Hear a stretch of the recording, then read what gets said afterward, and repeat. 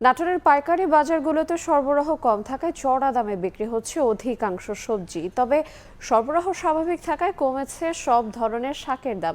আর এই বিষয়ে বিস্তারিত জানাতে শহরের স্টেশন বাজারে আছেন সহকর্মী আল মামুন। সরাসরি যাব তার কাছে। মামুন।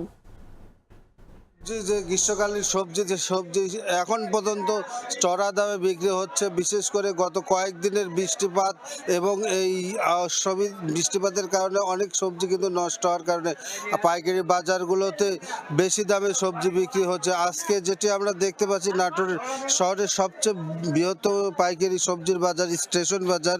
এখানে যেটি আমরা দেখতে পেয়েছি সকাল থেকে, যেটি পাইকারি যে দামে বিক্রি হচ্ছে, বেগুন 40 থেকে 50 টাকা, করলা রয়েছে 30 থেকে 50 টাকা, কচু যেটি সেটি 35 থেকে 40 টাকা, পটল 30 থেকে 35 টাকা, তরই 40 থেকে 45 টাকা, পেঁপে যেটি দেখছি 15 থেকে 20 টাকা, ঢেঁড়স 25 থেকে 30 টাকা, লাউ 20 থেকে 25 টাকা পিস, চাল কুমড়া যেটি রয়েছে সেটি 15 থেকে 20 টাকা পিস, যে আগাম সে ফুলকপি আমরা দেখেছি আজকে যেটি বিক্রি হয়েছে যে 60 থেকে 70 টাকা কেজি, এবং মূলা 30 থেকে 40 টাকা কেজি, করলা রয়েছে 35 থেকে 40 টাকা। তবে একটি বিষয় যেটি বলতে পারি, সবজির দাম চড়া থাকলেও শাকের দাম কিন্তু, সব ধরনের শাকের দাম কিন্তু কম রয়েছে। যে পুঁই শাক যেটি দেখছি 8 থেকে 10 টাকার মধ্যে কিন্তু আজ বিক্রি হচ্ছে সকাল থেকে। এছাড়া লাল শাক এবং সবুজ শাক যেটি রয়েছে সেটির আটি বিক্রি হচ্ছে 3 থেকে 5 টাকা।